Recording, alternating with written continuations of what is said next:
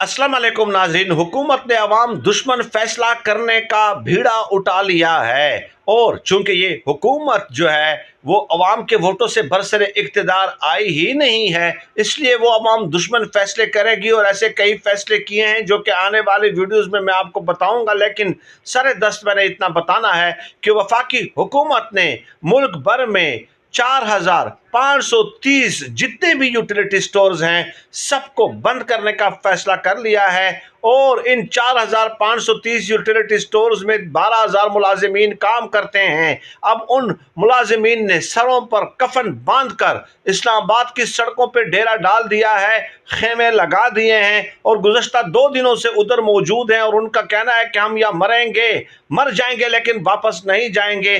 2 दिनों की हमें मोहलत दी गई है। बेहिसी ये है कि हुकूमत ने उनसे कोई राब्ता नहीं किया। अब बर्दाश्त अवाम की